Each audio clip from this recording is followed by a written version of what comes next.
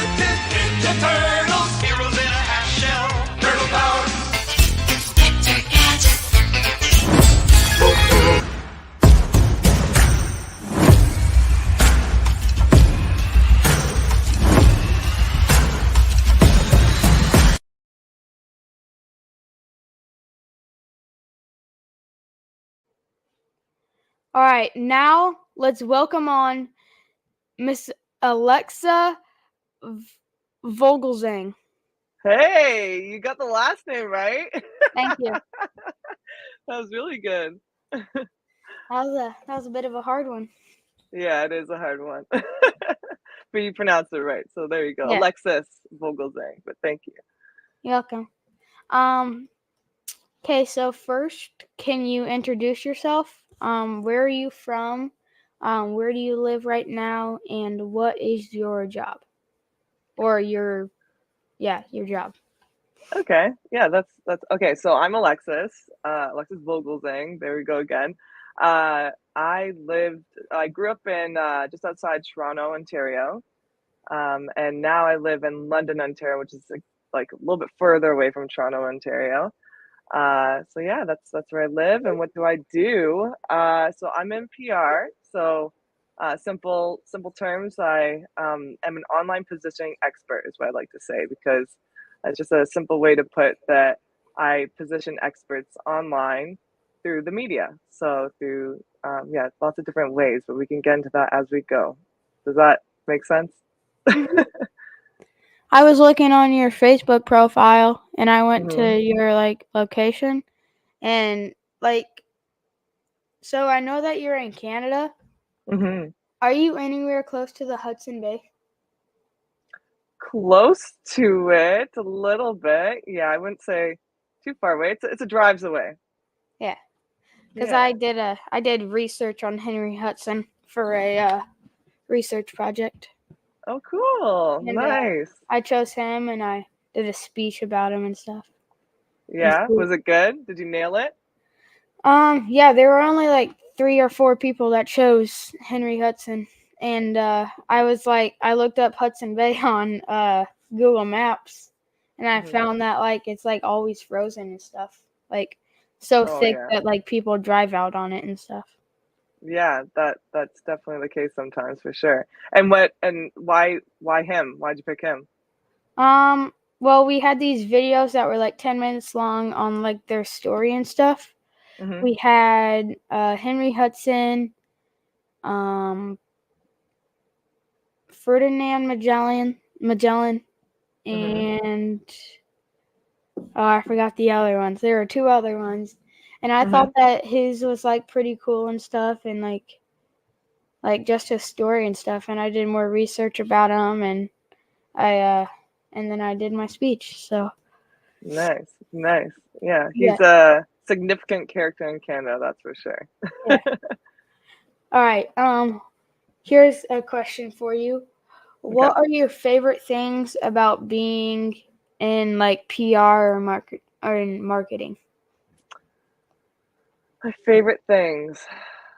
My number one favorite thing is getting people's story told. So, and that's a funny thing, right? Because if you look at marketing right now, a lot of people get their story told on social media or, and they tell it in some kind of space like podcasts or through YouTube. And basically, most of the time, people are telling the story from themselves. And I like to be able to get their story told through a new medium, which would be through publications and media and other people talking about them. I think that's when you really step up to the next level, is when you have someone telling your story for you, right? That's you're not just preaching about your story; people are talking about your story, right? So that's what I love about PR. That's the number one reason. Number two reason is I guess the wins. When I like get story told, that is like it feels like I won, you know? So Mm-hmm. it's like a little bit of like a celebration for me and the work that I've done. And yeah, I think those are my two favorite things about what I do. Speaking of, like, you said, like, hearing people's stories, what is your story? My story. Hey, that's a good question. Okay. I mean, there's a lot of different stories I could tell you. Let's think. Let's keep it simple. I grew up with two loving parents that spoiled me. They're amazing parents. And school, loved school. Sometimes, took a back burner in school too. And then I realized how to really like make it from like going from like a C to D student, to be honest with you, to like an 80 and 90%, which is like the A's, all basically straight A's, right from elementary school to high school. So it wasn't until I really figured out school that I loved school. And then after school, got into a good university, and university in Canada is like the same thing as college basically in the States. And so gone to university, and right when I was in university, all I wanted to do was start a business, like immediately. And that's not the way to go. You're in debt, and you're doing schoolwork in university. You can't really go right into a business. So I didn't see the light then. But right after university, I started my first business. I didn't even work for anybody. Like, of course, I worked for people during the summer, but I hadn't worked like a full-time job for a full year. So I started my first business right out of university, and learned a lot. It was a failure of a business, to be honest with you. Yeah, I failed, and but if I didn't fail through that, I wouldn't have been able to learn what I'm truly good at and what I truly wanted to do. So, and yeah, fast forward, here I am today, and now I'm doing what I want to do. Well, that's where everybody has to start somewhere. Yeah, exactly. Sometimes the failures propel you. That's what I say, anyways. Failure is a good thing because it helps you learn from your mistakes. Exactly. And I think I needed that. I need to, you know, be humbled and to understand more about the world and business, and not just think I knew it right out of university, which was kind of crazy. I can't believe I was in that mindset back then, but hey, that was me. Here's another one for you. Well, hold on. First, before I ask this one, to hmm keep it with the theme of like Saturday morning cartoons, what is your hmm favorite breakfast on the weekdays and on the weekends? My favorite breakfast. Cause You know, like, I watching that intro really like was nostalgic for me. It just hit home because I used to watch cartoons with my dad on the weekends, so I really like that one. Like the intro. My favorite breakfast was it was either between my mom used to make me like hard boiled eggs.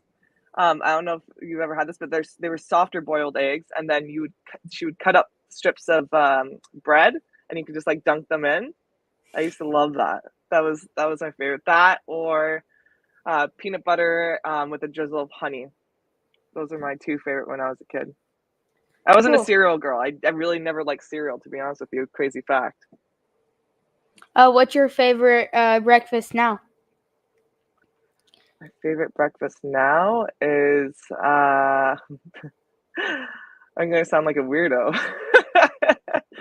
um, my ultimate breakfast, and so I like to call my favorite, is actually, I know this is really weird, but it's ground beef. Like I just like fry up ground beef and have almonds on the side.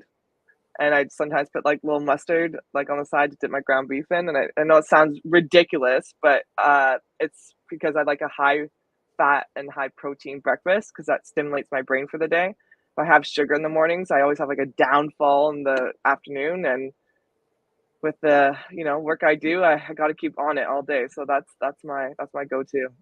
I was gonna say, like, you really just want to be like on it all day so that you can like keep succeeding and stuff.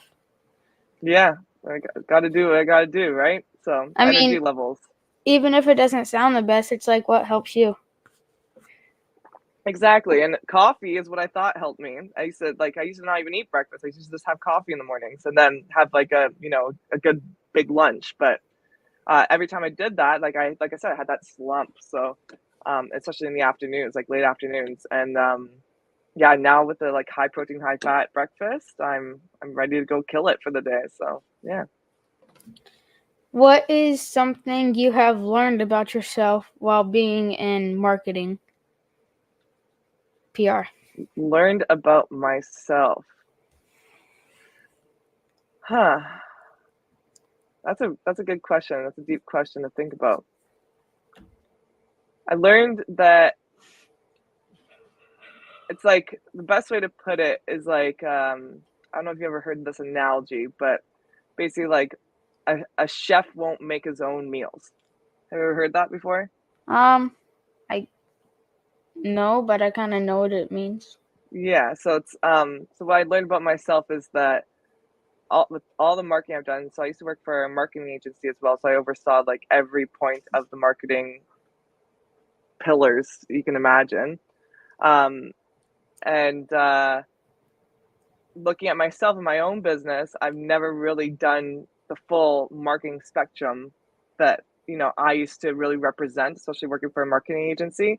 And then now, even with my PR agency, I haven't even fully put out PR for myself, right? So that's something I learned about myself is that I'm not really doing what I'm really good at, but I should be doing for myself. So that's something I need to work on. It's a goal for next year is to focus on my own marketing and PR efforts. So yeah. Gotcha.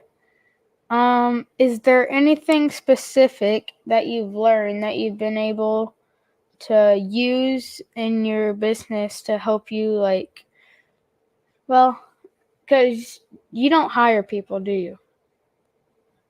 I have a team of 7 right now. So yes, So you do hire people? I do hire people, Okay, yeah. okay. I Yeah. should have asked you that before, but No um, worries. is there anything specific that you learned that you've been able to use to help you hire people? Hmm. I don't think I've nailed that one yet because I really go with my gut. If I jive with someone and they jive with me, that is like the first. That's that's the first way I feel if it's gonna work or not. Um, I shouldn't say I haven't nailed it yet, but I think everything's a work in progress. But I think the best thing I've done when hiring is that within the first month, I don't make them feel like they have to stay forever. And I also say, like, maybe this doesn't work. Maybe this might not work for you, or it may not work for me. We'll figure out within the first month or two. That's for sure. So don't feel like you're obligated to stay. But if you want to stay and you feel like we work well together and you're motivated and you feel the same values and motivation as I do, then then we'll kill it together. We'll feel that instantly. You'll know within the first month or two. So yeah, that's like not putting the pressure on and just making an equal standing ground where we can both develop together. That I think that's really made a difference for me in hiring and making sure I got the right people on my team. Gotcha. Mhm. Has anything embarrassing happened while you were on an appointment with somebody or like meeting with somebody? I have a 2-year-old. I mean, like, dude, I've been so this I'm in the basement right now. This is my office at home. Usually I have an office like outside of the house, which is nice. But you used to be able to hear a stomp, scream. I mean, giggle too, which is not embarrassing, but like when you're in a meeting with like a high net worth individual, and you're, hoping to close a deal with them, and you hear your daughter screaming. As a mom, you're naturally inclined to think about her or get distracted and not be as focused. So, I mean, I always like shrugged it off or whatever, and used to say like, "That's my secretary up there yelling at me to get this meeting done or to close this deal." He's just, kind of laughed it off that way. But Yeah. yeah, it was embarrassing to me, but I don't know if that's fully embarrassing. Here's another one for you. What challenges has marketing and PR presented?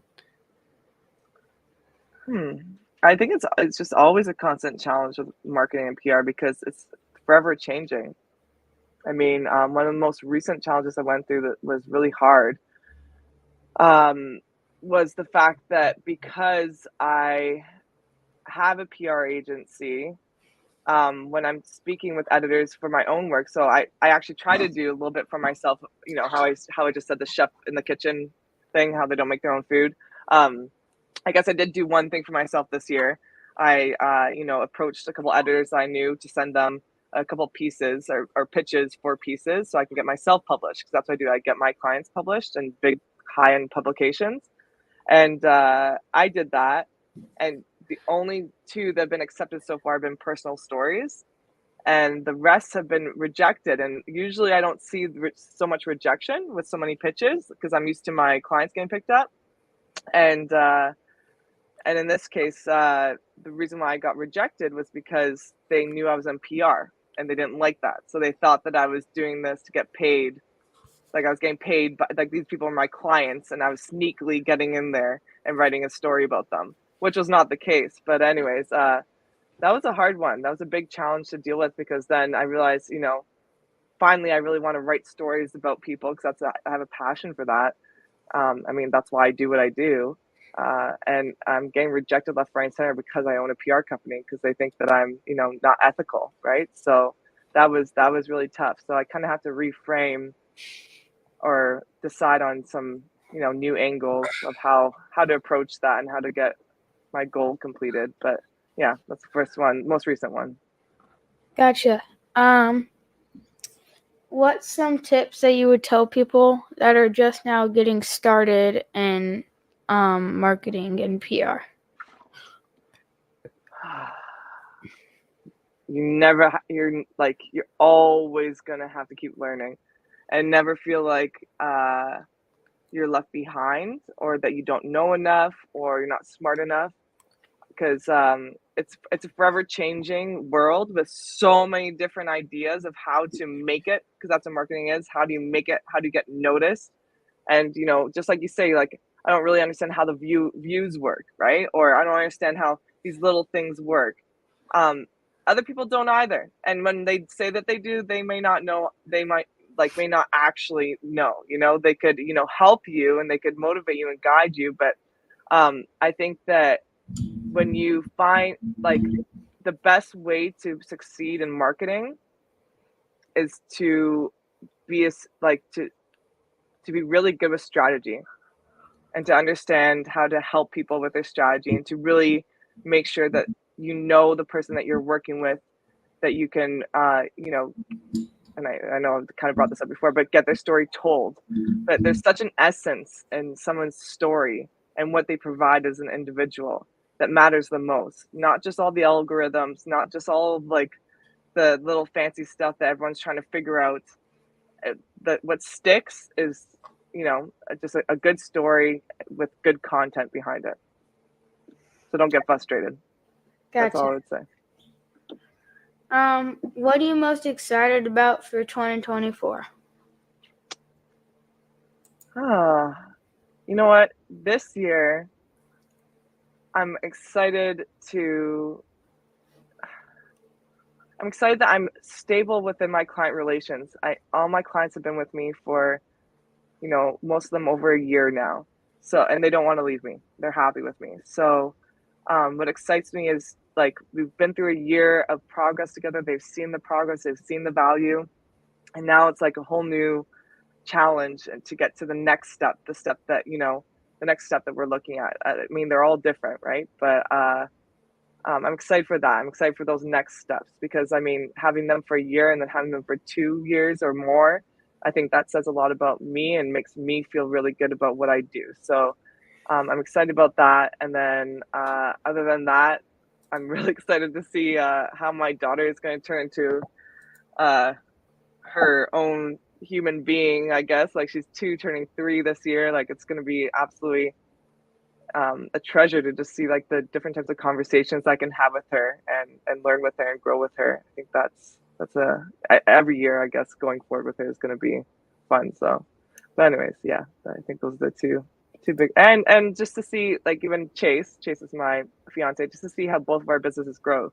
We're both entrepreneurs this year. You know, he has certain goals that I can't wait to see him achieve. I know he'll do it. He's done it every time. And yeah, and then same with me and my client goals. And yeah, that's about it. I think that's a broad view, but that's it. Gotcha. What are some, well, I guess you kind of said some goals that you're hoping to accomplish. Do you have any other ones? Any other goals?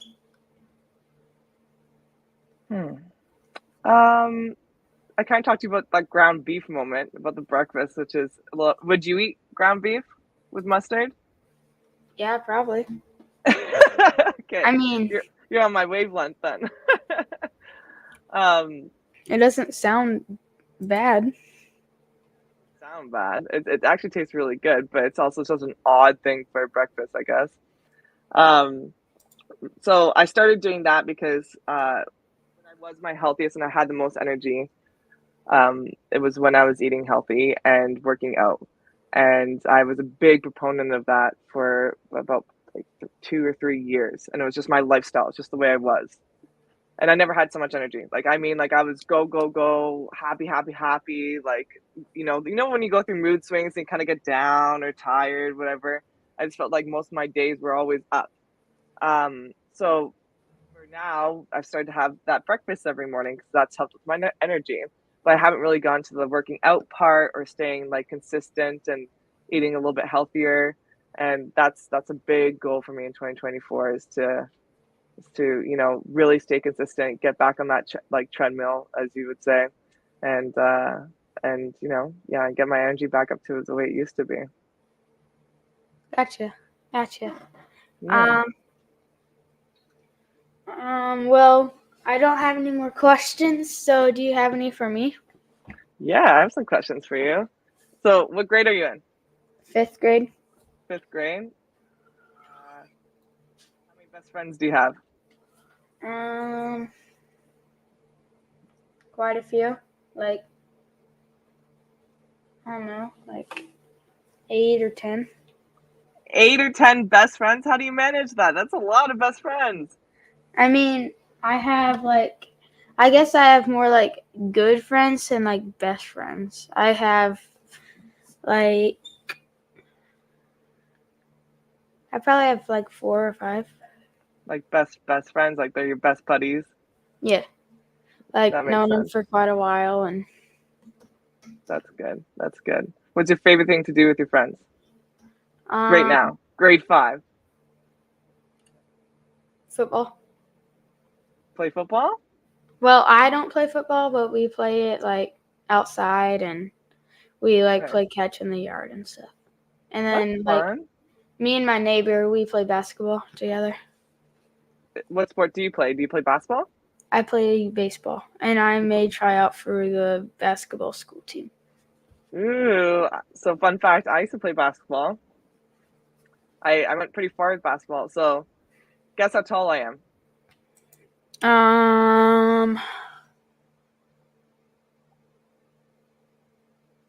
5'11". Hey, that's pretty good. I'm actually 6 foot. I was gonna say 6 foot. I'm a tall girl, man. Yeah, and then I may play football also. You may play football too? Yeah, you can get into that. That makes sense. Basketball, what would you say is your favorite sport right now? Probably baseball because you play it the most. Baseball. I've been playing for 3 years straight. For 3 years, eh? What do you play? Like what position?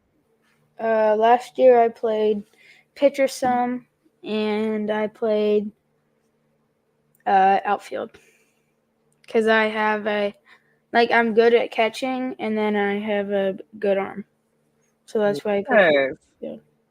Nice. I'm not one of the outfield kids that goes out there and sits down and stuff. I'm one that's out there ready to play. Yes, Sawyer. Good. That's what I like to hear. They don't put me out there to sit down. They put me out there because I'm actually good. Like, I'm a starter. Hey, that's what you want to continue in life. That right there, that mentality, that go-getterness, like that's everything in life. That's why I want my energy back. I want to be that person standing the whole game, even if everyone's sitting down. And Yeah, that's good. I'm also like pretty good at the plate hitting. I mean, if I hit like 3 or 4 triples last year. I hit a inside the park home run whenever my first year of like actual baseball. I was at a game. I hit it over everybody's head, and we were playing at like a high. We were That's like playing at a awesome. high school field, and then What? we were playing or like a middle school field, but I don't know if you're allowed to swear on this, but that's badass. That's amazing. Wow. So you're good. You're good at baseball. If someone would say yeah, like, "Hey, how are you like as a player?" You'd be like, "Yeah, I'm pretty good." But then and most people would be like, "He's awesome." and then a couple of my friends on my baseball team, like 2 of them or 3 of them, we hit back-to-back triples together in a Oh, that's baseball game. fun. So That's amazing. I hit a triple, and then he hit a triple and got me in. So yeah. Jeez. Yeah. So do you think you're gonna play forever? Do you think that's your sport? Or do you still want to try the sports and see how it goes? I mean, I'm pretty good at baseball. I feel like I can keep improving and get better. And Yeah. then, I mean, if I play football, Hmm. that could possibly interfere with my baseball though. So, because I may be going up to higher levels and stuff like that. Or Yeah, I then you play might more. have to make a choice one day, right? You never know. Well, For like some baseball players, like Patrick Mahomes, he hmm he was a baseball player, and he came out to be an MVP superstar quarterback. Yeah, I know, right? So only natural for him to make that progression. Yeah. But also, who knows, right? He could have not been that too. Could have been better in baseball. It's the choices you make in life. Like if I was to say, Sawyer, the one like thing I look back on even now, and I'm only like just in the beginning of my 30s, is like it's so interesting all the little choices I made along the way to make me who I am and where I am today. And Mm-hmm. when you're young, you don't think about those things as much because you just think, oh, this is what I feel for now. I think this is good. You just kind of go with your gut. Um, and I look back at it and I'm like, wow, but if I really thought about those choices just a little bit more, you never know where I could have been in other directions. Like for me, I wanted to be a tennis pro at one point, and maybe I should have made that choice. I don't know. I could have been, on TV. Who knows? But Could have been making like $20 million a year. don't make me feel bad about the decision I made, Sawyer. Oh, there's No, this thing I'm happy where I am. in a Scholastic News magazine that we were doing at school, and Hmm. there's this girl. She was like, I can't remember her name, but she was like playing tennis since she was 4. Now she's making like 26.4 million a year. Whoa. How old is she now? Like 18 or 20. Oh my God. Should yell that and we should call my mom right now and tell her that. What did you do to me? You should have put me in tennis. What were you thinking? All Oh right. no. Well, do you have any more questions for me? If not, we're gonna go ahead and close this thing off and I close think off that's the. I think that's it. I think it's a later night tonight. I appreciate your time, Sawyer. Great questions. You're good at this. Keep going because you're only gonna get better. It Thank was you. fun to talk to you. All right. So the way that I do our outro is we say Mhm. SMC out and we do nugs to the camera. Okay? SMCO. Yeah, for Okay, Saturday morning cartoons. that Ready? makes sense. Okay, right? 3, SM 2, 1. SMC out. SMCO.